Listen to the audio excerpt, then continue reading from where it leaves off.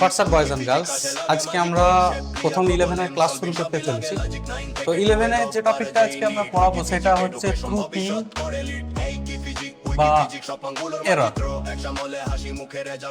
দেখো, এটা 11-এ একদম প্রথম দিকে আছে, তো বেশিরভাগ স্কুলেই দেখেছি যে এই চ্যাপ্টারটাকে স্যাররা ইগনোর করে চলে যায়। তো এই চ্যাপ্টারটা তোমার 11-এ হয়তো অনেকে গুরুত্ব দেয় না, কারণ কোয়েশ্চেন স্কুলে হয় আর এইসব ব্যাপার থাকে। তো এই চ্যাপ্টারটা কিন্তু নিট বা জেইর ক্ষেত্রে একটা গুরুত্বপূর্ণ চ্যাপ্টার, ঠিক আছে। এখান থেকে খুব সহজেই বেশ কিছুটা নাম্বার তুলে নেওয়া যায়, মানে কোশ্চেনটা খুব সহজেই অ্যান্সার করে দেওয়া যায়। তো ত্রুটি বা এরর কি জিনিস, প্রথমে এই জিনিসটা ব্যাপারটা বুঝতে হবে।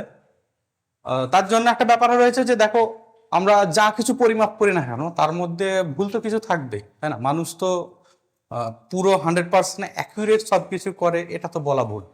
মানুষ পরিমাপ করছে মানে তার মধ্যে ভুল কিছু থাকবেই। সেটা মানুষের ব্যক্তিগত কিছু কিছু ত্রুটি হতে পারে, বা অসাবধানতা, ব্যক্তিগত অসাবধানতা, বা যে যন্ত্রটা ব্যবহার করছি সেই যন্ত্রের ত্রুটি থাকতে পারে, তাই না? তো এই সমস্ত কিছু ব্যাপার নিয়ে কি হয়, আমাদের ত্রুটি এসে যায়, ঠিক আছে। তো যে কোনো যন্ত্রের ক্ষেত্রে আমরা জানি যে কোনো যন্ত্রের ক্ষেত্রে একটা লিস্ট কাউন্ট বলে একটা ব্যাপার থাকে। লিস্ট কাউন্ট মানে কি? লিস্ট কাউন্ট মানে হচ্ছে সবচেয়ে ছোট যেটা পরিমাপ করা যায় যে কোনো যন্ত্রে, সবচেয়ে ছোট যেটা পরিমাপ করা যায় তাকে আমরা কি বলি? লিস্ট কাউন্ট বলি। যেমন দেখো, সাধারণ স্কেল যেটা আমরা সাধারণত ব্যবহার করে থাকি, সেক্ষেত্রে লিস্ট কাউন্ট কি? সাধারণ স্কেল এক্ষেত্রে লিস্ট কাউন্ট হচ্ছে 0.1 সেন্টিমিটার অথবা 1 মিলিমিটার। মানে এটা কি? মানে একটা সাধারণ স্কেল দিয়ে কখনোই তুমি 1 মিলিমিটারের থেকে ছোট দৈর্ঘ্য পরিমাপ করতে পারবে না। বুঝা গেল? তো এই লিস্ট কাউন্টটা কি আমরা সবসময় কি ধরি? ম্যাক্সিমাম এরর ধরি। মানে ম্যাক্সিমাম এরর বা সর্বোচ্চ ত্রুটি, এটা সমান কি হয়? লিস্ট কাউন্ট, বা এটাকে বলা হয় কি? লঘিষ্ঠ ধ্রুবক। কি বলা হয়? লঘিষ্ঠ ধ্রুবক। তো লিস্ট কাউন্ট বা লঘিষ্ঠ ধ্রুবকটাকে ম্যাক্সিমাম ত্রুটি ধরে নেওয়া হয়।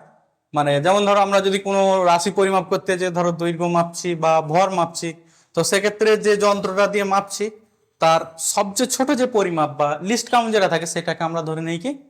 ম্যাক্সিমাম ত্রুটি, ঠিক আছে। তো আমরা দৈর্ঘ্য দিয়ে উদাহরণ দিই।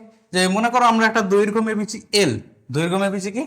এল, দৈর্ঘ্য হচ্ছে কি? এল। সেক্ষেত্রে তাহলে দৈর্ঘ্য পরিমাপের ত্রুটি কত হবে? ত্রুটিটাকে আমরা ধরি কি? ডেল্টা এল হিসাবে লিখি। ত্রুটিটাকে আমরা সবসময় ডেল্টা এল এই হিসাবে দেখাই। ডেল্টা এল মানে দেখো, মেন রাশিটার তুলনায় তো ত্রুটিটা খুবই কম, তাই না? তো সেই হিসাবে ত্রুটিটা হচ্ছে কি? Delta L. তো এখান থেকে তাহলে এই যে ডেল্টা এল ভ্যালুটা পেলাম, এটাকে বলা হয় কি? পরম ত্রুটি। পরম ত্রুটি বা অ্যাবসলিউট এরর। অ্যাবসলিউট এরর এটাকে কি বলা হয়? ডেল্টা এল দিয়ে লেখা হয়। এটা কেমন জিনিস? এটা হচ্ছে যে মানে যে ভুলটা আমরা করলাম সেটাকে সাধারণত লিস্ট কাউন্টই ধরা হয়। তো সেইটাকে আমরা ভুল ধরেছে তাকে ডেল্টা এল বা অ্যাবসলিউট এরর হিসাবে ধরি, ঠিক আছে। তাহলে এখানে প্রশ্ন থাকতে পারে যে তাহলে এল কোনটা? আমরা তো এল পরিমাপ করতে যে ডেল্টা এল ভুল করে ফেলেছি, তাহলে এল কোনটা? এল এর ক্ষেত্রে বলা হয় যে ধরো ধরো এই পেনটার দৈর্ঘ্য পরিমাপ করছি আমরা। তো এটা আমি একা পরিমাপ না করে আরো 2-1জনকে পরিমাপ করতে দেয়া হলো, যে বলা হলো যে তোমরাও পরিমাপ করো। তো সেক্ষেত্রে দেখা যাবে কি, যদি এরকম কন্ডিশন হয়ে যায় যে ধরো স্কেলের সাহায্যে আমরা মাপতে গিয়ে দেখছি যে এর এক প্রান্ত 0 ঠেকায়, যেমন আমরা মাপি, অন্য প্রান্তটা হয়তো পাশাপাশি দুটো লাইনের মাঝামাঝি পড়ে গেছে। তো কেউ একটা বেশি নিল, কেউ একটা কম নিল, বা অনেকে অনেকের মতো করে মাপলো, বিভিন্ন দিক দিয়ে ঘুরিয়ে ফিরিয়ে মাপা হলো। মাপার পরে যে গড়টা নেওয়া হয় সেইটাকে আমরা তার অ্যাকচুয়াল ভ্যালু ধরি। তো অ্যাকচুয়াল যে এল ভ্যালু ধরছি, এটা অ্যাকচুয়াল কি? এইটা হচ্ছে কি? বেশ কয়েকজন মিলে ওই একটা রাশিরই মানে এই দৈর্ঘ্যটা পরিমাপ করছি একটা বস্তু। তো যে গড় মান যেটা পেয়েছি, গড় মান বা অ্যাভারেজ যেটা পাচ্ছি, এইটাকে আমরা কি বলে থাকি?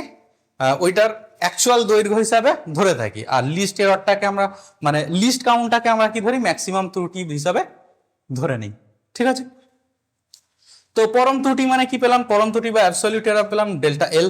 এরপরে যেটা আমরা দেখি সেটা হচ্ছে কি, সেটা এইভাবে প্রকাশ করি যে delta l by l, delta l by l এইটাকে আমরা বলে থাকি রিলেটিভ এরর, রিলেটিভ এরর বা আপেক্ষিক ত্রুটি, আপেক্ষিক ত্রুটি।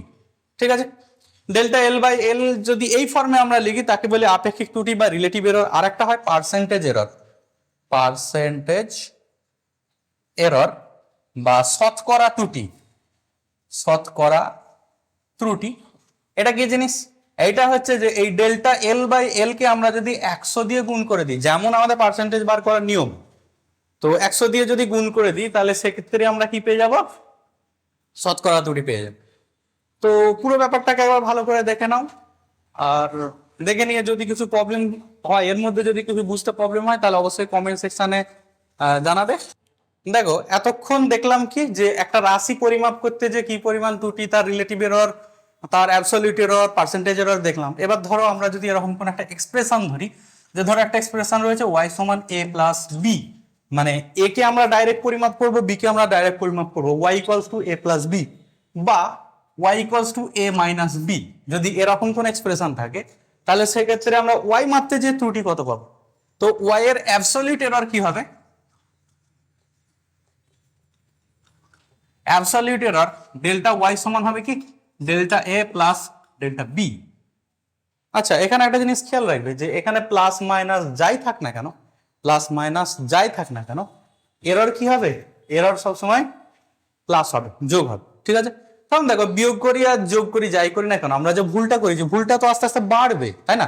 ভুল তো বাড়তেই থাকবে, সেই কারণের জন্য এখানে প্লাসই থাক মাইনাসই থাক, এররে সবসময় কি হবে? যোগ হবে। তাহলে এখান থেকে আমরা ধরি রিলেটিভ এরর, রিলেটিভ এরর তাহলে কি হবে? ডেল্টা ওয়াই বাই ওয়াই, এটা সমান কি হবে? Delta A plus delta B by A plus B. দেখো সিম্পল ব্যাপার, ঠিক আছে। আর একটা হচ্ছে কি পার্সেন্টেজ এরর, পার্সেন্টেজ এরর সমান কি করব? Delta A plus delta B by A plus B, এই যে ভ্যালুটা পাবো এর সঙ্গে জাস্ট খালি আমরা 100 দিয়ে গুণ করে পার্সেন্টেজ লিখে দেবো। ঠিক আছে, তো এটা বোঝা গেল, এটা সিম্পল ব্যাপার। আচ্ছা, এবার আমরা আরো কিছু এক্সপ্রেশন দেখি। যে মনে করো y সমান a ইন্টু বি, মানে a গুণ b একটা এক্সপ্রেশন রয়েছে, অথবা y সমান a ভাগ b, মানে এরকম হতে পারে না যে y হচ্ছে দুটো রাশির যোগফল বা দুটো রাশির বিয়োগফল। তো সেক্ষেত্রে কি হবে? সেক্ষেত্রে আমরা ডাইরেক্ট রিলেটিভ এরর পাই, ডাইরেক্ট রিলেটিভ এররটা পাই। তো সেটা কি হয়? ডেল্টা ওয়াই বাই ওয়াই সমান কি delta A by A plus delta B by B.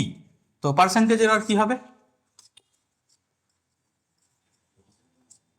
Percentage error হয় delta Y by Y into 100% equals to del A by A plus del B by B into 100%।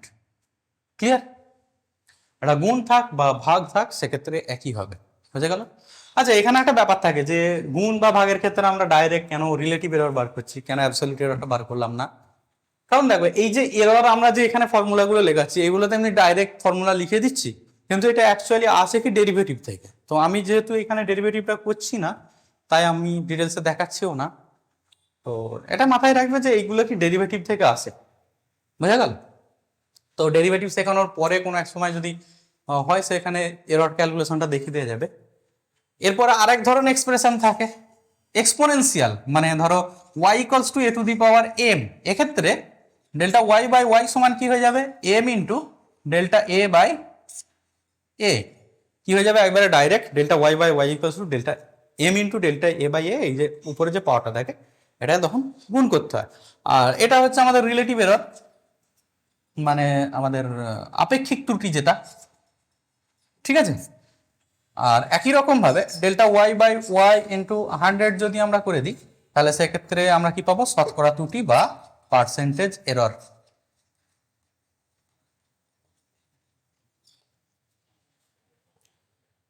ঠিক আছে, তাহলে এটা এবার পুরো দেখে নাও। তাহলে আমরা চারটে এক্সপ্রেশন, মানে 4 রকম টাইপের এক্সপ্রেশন শিখলাম। একটা হচ্ছে প্লাস মাইনাস, আর একটা হচ্ছে গুণ ভাগ, মানে 3 রকম আর কি, প্লাস মাইনাস গুণ ভাগ টাইপের গুলো একই রকম, আর একটা হচ্ছে এক্সপোনেনশিয়াল, মানে to the power M M এসব জাতীয়। ঠিক আছে, আশা করছি এই পর্যন্ত তোমরা পরিষ্কার বুঝতে পেরেছো। দেখো যেটা আমরা শিখলাম এই মাত্র, তো সেটা যদি একটা ম্যাথামেটিক্যাল প্রবলেম না করি তাহলে জিনিসটা আমাদের বোধগম্য হতে বা বুঝতে অসুবিধা হয়। তো আমরা একটা প্রবলেম দেখে নিই। তো একটা প্রবলেম দেখা যাক। প্রবলেমটা এরকম দেয়া আছে যে একটা তার দেয়া আছে, তারের দৈর্ঘ্য মাপা হয়েছে কত, দৈর্ঘ্য সমান পাওয়া গেছে কত 6 প্লাস মাইনাস 0.06 সেন্টিমিটার। এখানে বলার অপেক্ষা রাখে না যে এই 6টা হচ্ছে কি ওর অ্যাকচুয়াল ভ্যালু, আর 0.06 হচ্ছে কি ওই ভ্যালুটা পরিমাপ করতে যে ভুল এসেছে, এরর এসেছে কত 0.06 সেন্টিমিটার। এটা দেখে বোঝা গেছে, ঠিক আছে। ভরের দেওয়া আছে কত 0.3, আচ্ছা সরি এখানে প্লাস মাইনাস হবে 0.003 গ্রাম, ঠিক আছে। আরেকটা দেয়া আছে সেটা হচ্ছে যে প্রস্থচ্ছেদের ব্যাসার্ধ, প্রস্থচ্ছেদের ব্যাসার্ধ এটা দেয়া আছে কত 0.5 plus minus 0.005 millimetre. Be careful, এখানে দেওয়া আছে সেন্টিমিটার, এখানে দিয়ে দিয়েছে মিলিমিটার। এটা প্রবলেমে এরকম একটা দিয়েছে যাতে একটু মানে বুঝতে অসুবিধা হয় বা কনফিউশন হয়, ঠিক আছে। তাহলে বলেছে যে ঘনত্ব পরিমাপের ত্রুটি কত হবে, ঘনত্ব পরিমাপে ত্রুটি, ঘনত্ব পরিমাপে ত্রুটি, ঠিক আছে। তাহলে প্রবলেমটা একটু করা যাক। তাহলে আমরা কি জানি ঘনত্ব ডি সমান যদি ধরি তাহলে এম বাই ভি। আবার এক্ষেত্রে যেহেতু একটা তার বলেছে, তারটাকে আমরা সিলিন্ডার ধরে নিতে পারি, তাহলে সেক্ষেত্রে এম বাই কি হয়ে যাবে পাই আর স্কোয়ার ইন্টু এল, ঠিক আছে, পাই আর স্কোয়ার ইন্টু এল। তাহলে আমরা যদি ঘনত্ব পরিমাপের রিলেটিভ এরর দেখি তাহলে ডেল্টা ডি বাই ডি কত হবে, দেখো এম বাই এই সামথিংটা গুণ আছে, তাহলে কি লিখবো ডেল্টা এম বাই এম। আরটা দেখো এক্সপোনেন্ট আছে, এরর তো যোগ হবে, তাহলে 2 ইন্টু ডেল্টা আর বাই আর। কেন 2 ইন্টু, কারণ এই আর স্কোয়ারটা সামনে গুণ হবে, plus del L by L. আচ্ছা এখানে এবার কতগুলো কথা রয়েছে, সেখানে হচ্ছে যে আমরা যদি তাহলে এইগুলো একটা একটা করে বার করে দেখি তাহলে del L by L equals to কত হবে 0.06 বাই 6। দেখো উপরেও সেন্টিমিটার নিচেও সেন্টিমিটার কেটে যায়, থাকে না, তাহলে এখানে কত হয়ে যাচ্ছে 0.01, বোঝা গেল। ডেল্টা এম বাই এম এটা কত হচ্ছে 0.03 বাই 0.003 বাই 0.3। তাহলে এখানেও দেখো ক্যালকুলেশন করলে কি হয়ে যায় আমাদের 0.01ই হয়, কারণ 3 কেটে যাবে আর এই দশমিক গুলো একটু সরালে আমরা তো 0.01 পেয়ে যাবো, ঠিক আছে। এবারে যেটা কনফিউজিং সেটা হচ্ছে ডেল্টা আর বাই আর। মজার ব্যাপার হচ্ছে সবটা সিজিএস দিয়ে এটা মিলিমিটারে দিয়ে দিয়েছে, ঠিক আছে। তাহলে কি হচ্ছে দেখো, তাহলে 0.005 বাই 0.5, ঠিক আছে, দুটো মিলিমিটারে দেয়া আছে। এবার আমরা যদি বলি যে এটাকে যদি আমাদেরকে সেন্টিমিটারে করে নিতে হয়, মানে আমরা যেমন কি করি যে সিজিএস মানে সব সেন্টিমিটার নিয়ে যাব, তো তাই যদি করি তাহলে মিলিমিটার থেকে সেন্টিমিটার নিয়ে গেলে 10⁻⁻1 দিয়ে গুণ করি, 10⁻⁻1 দিয়ে গুণ করি, তাহলে দেখো এটাও সেন্টিমিটারে চলে গেল, এটাও সেন্টিমিটারে চলে গেল। কিন্তু মজার বিষয় হচ্ছে আমরা গুণ করি বা না করি তাতে এই রিলেটিভ এররে কিছু এসে যায় না, কারণ দেখো রিলেটিভ এররে তো ইউনিট গুলো কেটেই যাচ্ছে, তাই না। ইউনিট গুলো যখন কেটেই যাচ্ছে তাহলে এটা কিছু এসে যায় না, মানে সব মিলে কি পাবো 0.01ই পাবো। তার মানে এই মিলিমিটারটা শুধুমাত্র কনফিউজ করার জন্য দেওয়া হয়েছে, ঠিক আছে। তাহলে আমরা এটা ইকুয়ালস টু কত পেয়েছি delta M by delta M সমান পেয়েছি 0.01, ডেল আর বাই আর সমান পাচ্ছি মানে ব্যাসার্ধ পরিমাপের রিলেটিভ এরর কত পেয়েছি 2 ইন্টু 0.01, কারণ 2 গুণ আছে আর এটা 0.01, প্লাস এটাও পাচ্ছি কত 0.01, তাহলে সব মিলিয়ে পাচ্ছি কত 0.04, সব মিলিয়ে পেলাম কত 0.04। তো এবার আমাদেরকে কি পার্সেন্টেজ এরর বার করতে হবে, কারণ কোয়েশ্চেনে সাধারণত পার্সেন্টেজ এররই চাই। তাহলে একবারে লিখে দিই যে পার্সেন্টেজ এরর সমান কত হবে 0.04 ইন্টু 100, তাহলে কত হবে 4%। 0.04 ইন্টু 100 মানে কত 4%, ঠিক আছে।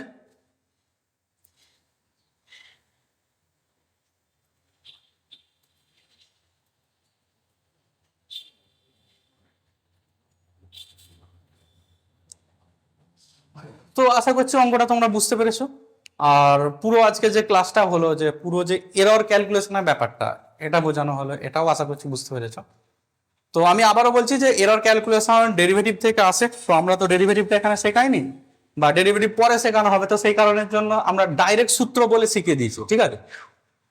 তো যাই হোক, এ পর্যন্ত ক্লাসটা হওয়ার পরে তোমাদের কিছু প্রবলেম থাকতে পারে, হয়তো বুঝতে পারোনি বা এরকম কিছু যদি হয়, তাহলে সেক্ষেত্রে অবশ্যই কমেন্ট সেকশনে জানাবে। আর আমাদের তো নিয়মিত ক্লাস আসবে। একটা প্রবলেম হয়ে যায় যে আমাকে নিজেকেই ক্লাস রেকর্ড করে এডিট করে ছাড়তে গিয়ে সময়টা একটু বেশি মানে সময়টা বেশি লেগে যায়। আর অনেক সময় কি থাকে, পড়ানোর মাঝখানে চাপে পড়ে হয়তো ক্লাসটা দিতে একটু দেরি হয়ে যায়। তবে চেষ্টা করব যে যাতে কন্টিনিউ ক্লাসটা দেওয়া যায়। আর তো পরবর্তী ক্লাসের জন্য অবশ্যই আমাদের চ্যানেলটাকে সাবস্ক্রাইব করে রাখবে, আর বন্ধুদের মধ্যে একটু শেয়ার করে দিও। আর তোমাদের কোথায় কি প্রবলেম হচ্ছে, মানে কোন টপিক পড়ালে ভালো হয় বা কিছু যদি আটকে থাকে, অবশ্যই কমেন্ট সেকশনে জানাবে। আমরা নেক্সট ভিডিওতে চেষ্টা করব যে ওইগুলোই পড়িয়ে দিতে, ঠিক আছে। তো আমাদের ক্লাসটা আমাদের সঙ্গে থাকার জন্য সবাইকে কাজে লাগে ম্যাজিক কোন শেপ ক্লিয়ার প্রবলেম সলভিং সবই লাগে লজিক 9 থেকে 12 লোকবার যেই নিট উইকি ফিজিক এডুকেশন ভবিষ্যৎ করে লিড এই কি ফিজিক উইকি ফিজিক সব আঙ্গুলের মানচিত্র একসামলে হাসি মুখে রেজাল্ট হয়ে যাচ্ছে প্রো ফিজ ক্যাম ম্যাথ একসাথে টিম উইকি ফিজিক এডুকেশন এখানেই গড়ে ড্রিম সব